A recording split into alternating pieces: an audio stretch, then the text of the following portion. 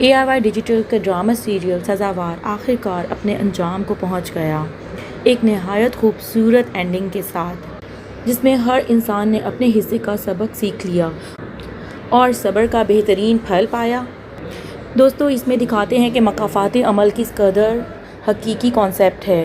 جس طرح سے مدیحہ نے مسکان کے ساتھ نہایت برا کیا اور اپنے بھائی کے دل میں بدگمانیاں ڈالیں اشر اور مسکان کے خلاف، اسی طرح سے اس کے میاں کو خوشبو نے اس سے جدا کر دیا،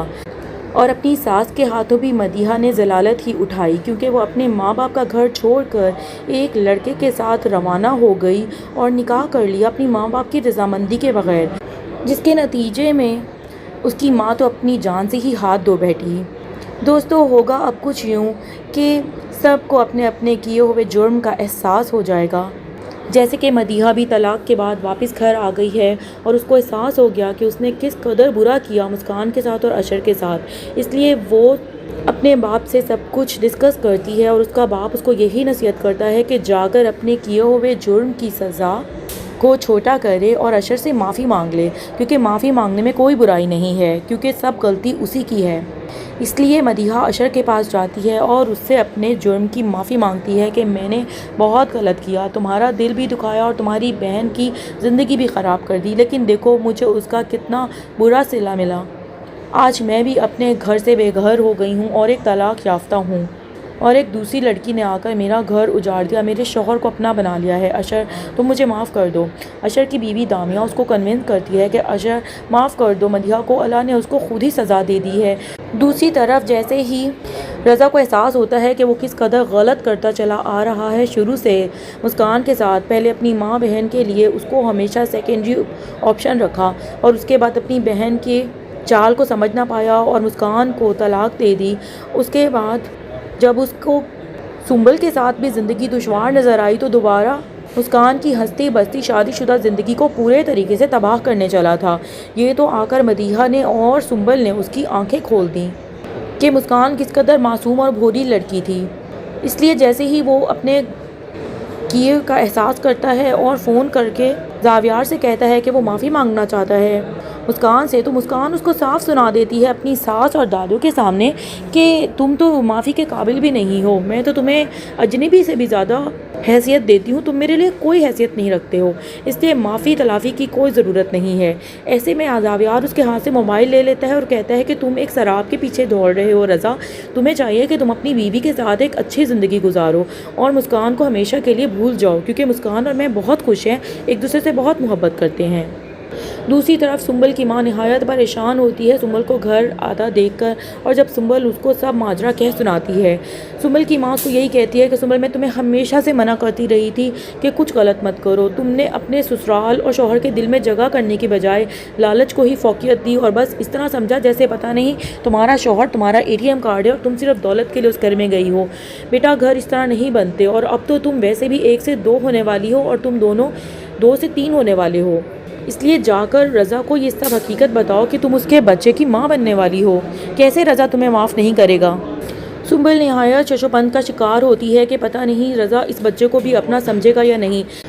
تو وہ اپنی ماں سے کہتی ہے کہ آپ ہی میرے سسر سے بات کریں اور ان کو کنونس کریں وہ خود رضا سے بات کریں۔ اس کی ساس چلی جاتی ہیں اور رضا کے ابو اور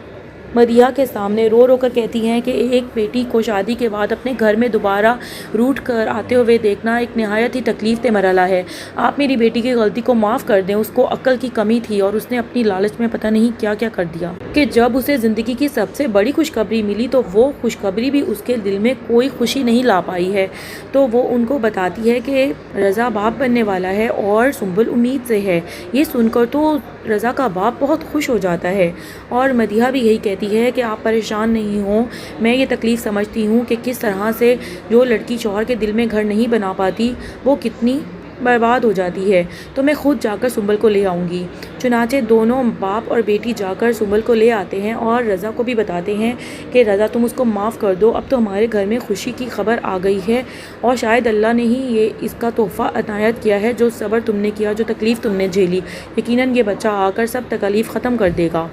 سنبل بھی رو رو کر رضا کے پیر پکڑ کر اس سے معافی مانگتی ہے کہ اپنی محبت میں بہت غلط کر بیٹھی، رضا بھی آخرکار سب کچھ بھلا دیتا ہے اور سنبل کو گلے سے لگا لیتا ہے کہ چلو تم نے معافی مانگی تو میں نے تمہیں معاف کر دیا، سب سے زیادہ اس بچے کی خاطر، کیونکہ میں اس کو اس دنیا میں کسی کمی کا احساس نہیں ہونے دوں گا۔ دوسری طرف مدیحہ بھی جا کر اشر سے معافی مانگ لیتی ہے اور دامیہ کے کنونس کرنے پر اشر اس کو معاف کر دیتا ہے کہ اللہ تمہارے لیے بہترین کرے۔ وہاں ظفر نے بھی کمانا شروع کر دیا ہے اور عروج بہت خوش ہے کہ اس کے صبر کا بھی بہترین صلہ اسے مل گیا۔ ظفر کو بھی اپنی غلطی کا احساس ہو چکا ہے اور اس نے کمانا شروع کر دیا ہے اور اپنی ماں کے کہنے پر پہلی کمائی کیا، اپنی ہر اگلی کمائی وہ بیوی کے ہاتھ پر رکھنے کا ہی وعدہ کر چکا ہے۔ اور دوستو، علی جیسا لالچی انسان بھی اپنے انجام کو پہنچا۔ اس کی ساس نے اس کو نیچا دکھانے کے لیے اپنے شوہر کی دکان پر کھڑا کر دیا اور اس کو تانے دیے طریقے سے کہ چلو ہم نے سوچا کہ گھر کا بیٹا ہے، آخر کب تک ماں اور بیوی کی کمائی کھائے گا۔ علی کو بھی پورے طریقے سے احساس ہو چکا ہے کہ وہ کس قدر پھنس چکا ہے۔ مدیحہ جیسی اچھی لڑکی سے جان چھڑوا تو بیٹھا، لیکن اب اس کے ہاتھ میں رہ ہی کیا گیا، بلکہ مدیحہ تو اب ضرور کسی اچھی جگہ پہنچ جائے گی۔ دوستو، سزاوار ایک بہت ہی اچھا ڈرامہ تھا۔ اس کا آغاز بھی بہت اچھا تھا اور اس کا اختتام بھی بہت اچھا ہوا۔ سب سے بہترین بات یہ ہے کہ جو انسان غلطی کرے اور اس کو احساس ہو جائے تو پھر کسی کے دل میں کوئی ملال نہیں رہتا، نہ ہی غلطی کرنے والے کے دل میں اور جس کے ساتھ اس نے برا کیا ہو نہ ہی اس کے دل میں۔ اپنے ضمیر کو ہمیشہ ہلکا رکھنا اور پاک صاف رکھنا ہی اس دنیا میں سب سے بڑی کامیابی ہے۔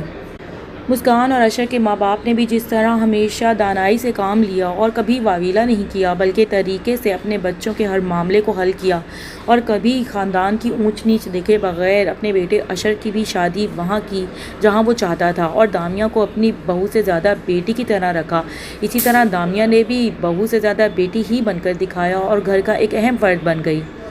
کس قدر خوبصورت گھرانہ ہے اور یقیناً ہر انسان اور ہر خاندان ایسے ہی خوشحالی کی زندگی کی تمنا کرتا ہے، لیکن دوستو کہیں نہ کہیں انسان کی لالچی فطرت اور بیجا خواہشات اس کو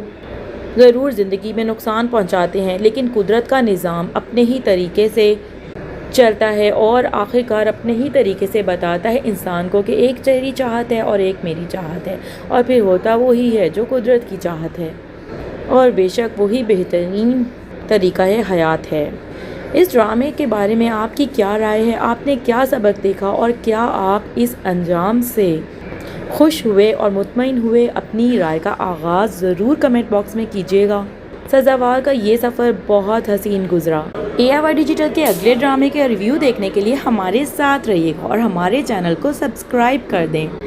آپ کی پسندیدگی ہماری حوصلہ افزائی کرتی ہے۔